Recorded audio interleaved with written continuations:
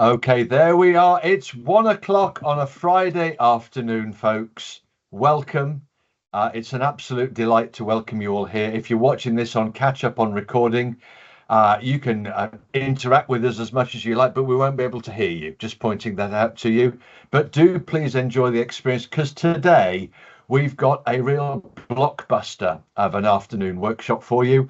We're looking at optimization to improve surgical waitlist management. And we have a galaxy of stars of the genre who are going to talk to you and explain exactly how they go about their particular work.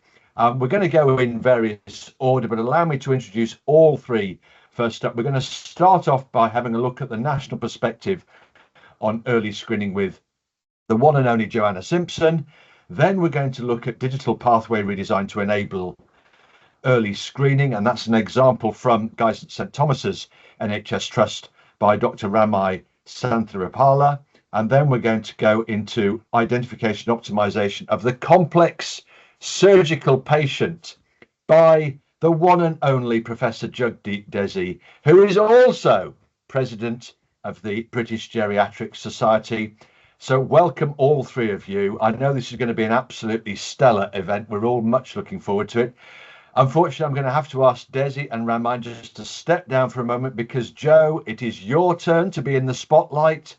I'm just thrilled on behalf of the Institute of Health and Social Care Management to welcome you to the event, and we look forward to hearing from you. So if you'd like to go ahead and share your screen and so on, take it away, Joe. Thank you. So I'm a consultant anaesthetist in Colchester, and I've been working with NHS England. So I hope that I can give the perspective on the early screening policy, both from the point of view of a clinician who is on the ground seeing how things are happening on a day-to-day basis in a district general hospital, right through to the sort of national perspective that I see from my NHSE role in terms of delivering policy to improve our surgical pathways. So I hope that's what I can give today in this overview. So I thought I'd start with the perspective of NHS England's perioperative care programme in terms of what we're trying to achieve. And these are pretty big ticket items. So we want to improve patient quality and experience. We want to reduce the size of the elective waiting list, which obviously is on everybody's mind as a target for the NHS, and that's been set by the government to be done by the end of this Parliament, and to accelerate the referral to treatment time, the return to the RTT standard, so 18 weeks. And then we also, at the same time, whilst doing that, want to make sure that we're addressing other agendas that sort of that interact with what we're doing, that are looked at by other areas, so prevention, healthcare inequalities, and environmental sustainability. So I thought I'd show you, this is a sort of little table that I drew out to show you how the early screening fits into all these goals. So if our broad aims are improving efficiency and quality of care by streamlining perioperative pathways, I think early screening fits into all of that. And the things that we measure is, we do measure how much early screening is happening and optimization. We need to look at whether patients are fit to go before they get given a TCI date. We also measure postponements and cancellations, theatre utilisation and day case rates, and these all reflect whether whether our perioperative pathways are working well. And early screening is really important to help deliver that. And I hope that through this talk you'll see how and why it's important. So NHS England published some guidance quite a while ago now to ask trusts to introduce early screening for patients on inpatient pathways, and the target was that this should be delivered by March 2024. And as you'll see later, this probably hasn't been completely delivered in every trust, and there are various reasons why, but that was the original objective. And these guidelines have subsequently been updated in this month, in fact, with just a few tweaks, to be honest, which haven't really changed things hugely, but I thought this is a slide which shows what the changes are, and I've put this up really not for you to read it in detail now, but so that you've got the links to some additional guidelines have been embedded into the document So I thought it would be helpful for you to see this so that you can access those bits of guidance that GERFT have produced on things like developing pools of fit patients, the perioperative care coordinator training from the UCLH Healthcare Academy, things like that, which are helpful. So it's not a major update to the early screening guidance, but it's a few small tweaks. And what did this guidance tell us that we have to do? So it told us that when patients get put on the waiting list, we should be screening as early as possible for risk factors which will affect their perioperative pathway. That we need to identify these and then optimize them as much as possible. And then we should get in contact with patients every 3 months to check that there haven't been any changes to their health, that we should be giving patients a TCI date only once they've been passed fit for surgery, and that patients should be involved in shared decision making. And I think Jagdeep will speak in more detail about that later. So I stole this infographic from CPOC, and I think the important thing about early screening is that what we're trying to do is shift the focus to the beginning of the perioperative pathway to improve the way that we assess patients right from the start and make sure that their assessment is done in a sort of individualized fashion so that we give the right resource to the right patients. It should also smooth their passage through the pathway so that we get them through to their surgery date as optimized as possible and as efficiently as possible. So the idea is that we shift the emphasis to looking at patients right from the beginning of the pathway rather than dealing with things sort of at the last minute before they have their operation, or even picking up the pieces afterwards, which obviously is not a good way to approach things. So this is another slide that I made years ago, and it's a bit rough and ready because my PowerPoint skills are not amazing, but I think it's a slide that I keep reproducing because I think it shows why we need to screen and triage patients early. And the reason is that that patients obviously have very different needs when they come through for operations, right from those patients at the top there, the sort of athletes having small, not necessarily athletes, but people who are pretty well, who are having more minor procedures or intermediate procedures, who really don't need a very extensive input from pre-assessment. They certainly don't need to come and sit in our pre-assessment units for days on end, or at least half a day to have a load of tests, because actually there's not really much the input that they need. And then as you go down this slide, you can see that there are patients with more controlled comorbidities who perhaps need a little bit more input, perhaps a few blood tests or an ECG or whatever, but really not loads of input. And then the ones at the bottom are the ones where the resource probably needs to be spent. So the point is that if you screen patients early and triage them into these categories, you can better address their needs. But also, not only can you address their needs, you can free up some resource from these lower risk patients and allocate it more effectively to the patients who need the resource. Also, you identify a pool of lower risk patients who perhaps can be used to backfill slots. And I'm going to come to this when I look at the cancellation audit in a minute. So these low-risk patients need minimal input from pre-assessment. They may be able to fill last-minute cancellation slots, and they certainly don't want to waste lots of time being pre-assessed. And I know Jagdeep's going to talk about what we need to do with the high-risk patients later. So it's all very well saying that we need to be doing this early screening and triaging patients into different pathways for their pre-assessment journey. But I thought I'd also signpost you to some guidance that's out there to support the delivery of this. And GERFT produced some really excellent preoperative assessment guidelines, which in 2023, which show you how you need to do this. And I'll just show on some slides now a couple of sections from this guideline which support with the early screening and optimization. So this page gives a bit of guidance about the kinds of things that need to be identified in this process and optimized. So there are some lifestyle things, there are some medical things, and there are some interventions that they suggest. And then this slide, I think you'll agree, looks rather like the one that I showed earlier, this one. And I was very reassured when GERFT produced this, me having produced that other slide years and years before, because it looks rather the same, although it's presented in a rather more fancy Visio kind of way. And this really is is exactly the same as that idea of triaging patients into 3 categories. So screening them, triaging them, and then giving them different levels of pre-assessment.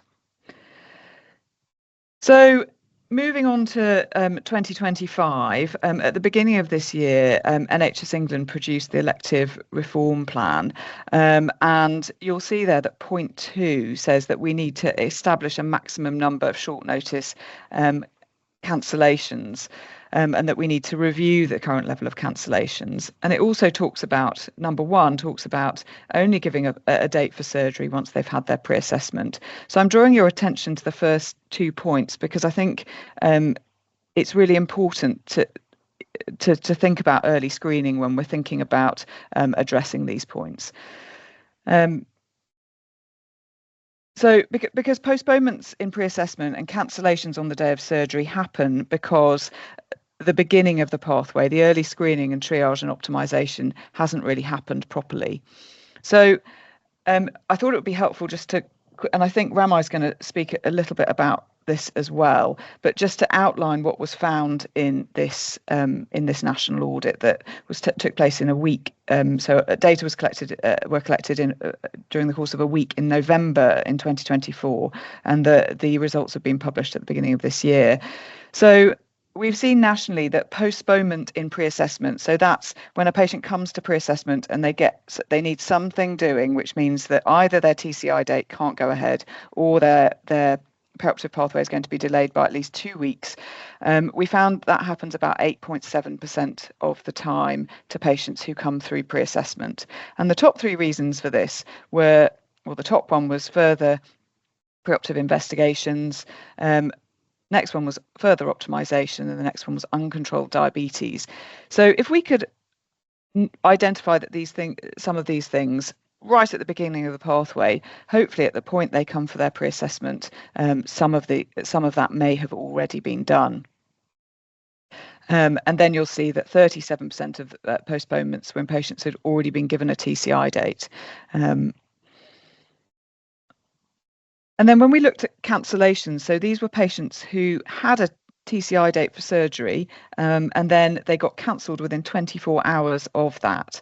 And it's nearly 10% of patients this happens to. So that's a huge number of patients who've, made plans, who are expecting to have surgery, who then within 24 hours of their operation date actually don't have an operation.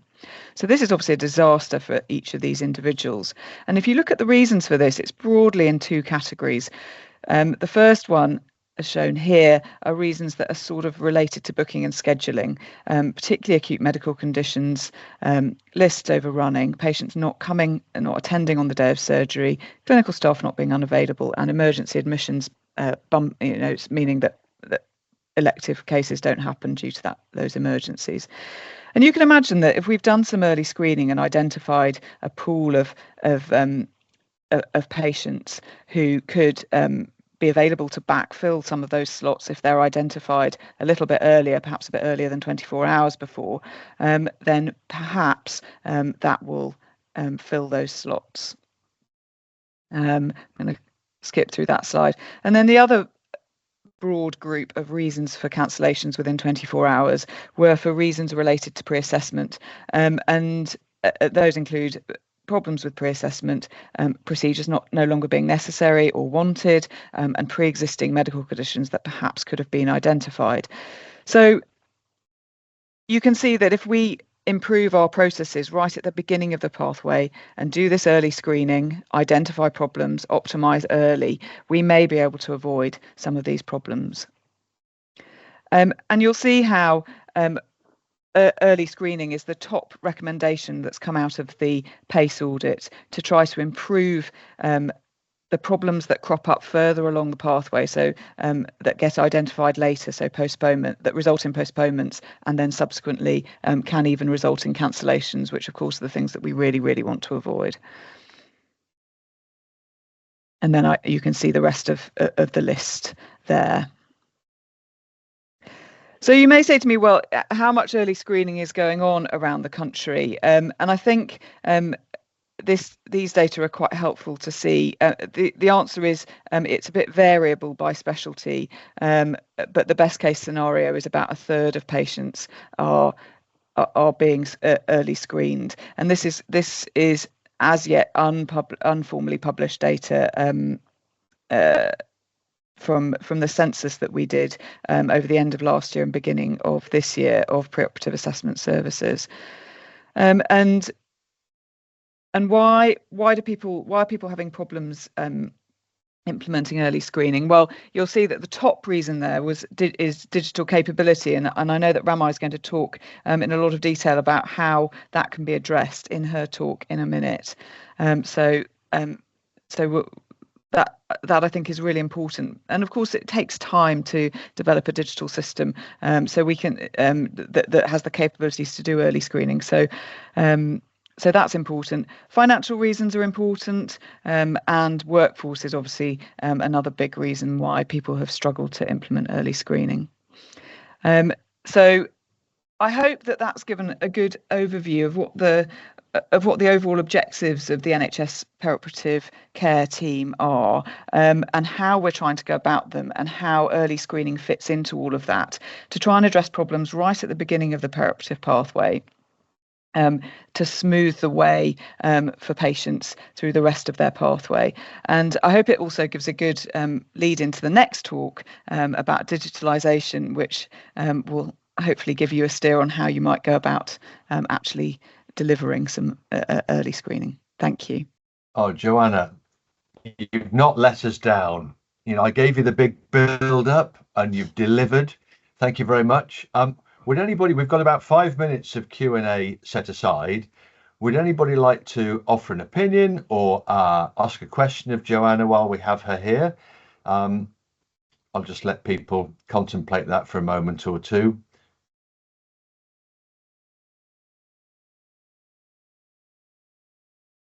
You see, Joe, that's either because it was so comprehensively outstanding that people are just standing now in front of their monitors, open-mouthed in astonishment at what they've heard, or, it's lunchtime, they just can't think of a question. I suspect it's the former. Let's hope so anyway. Let's hope so.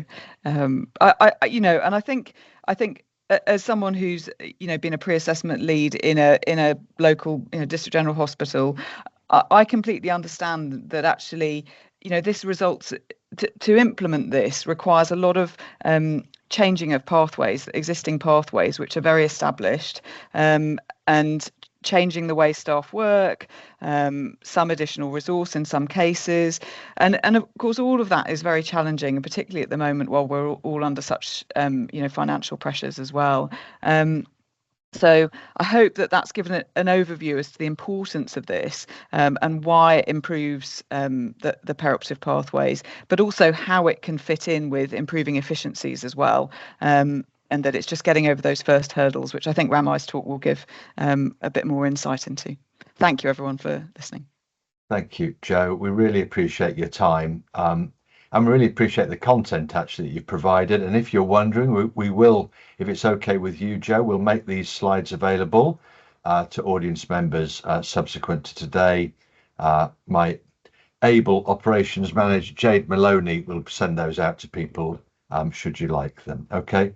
Well, Joe, let's move along in that case. Thank you so much for coming along and giving us such a great start today.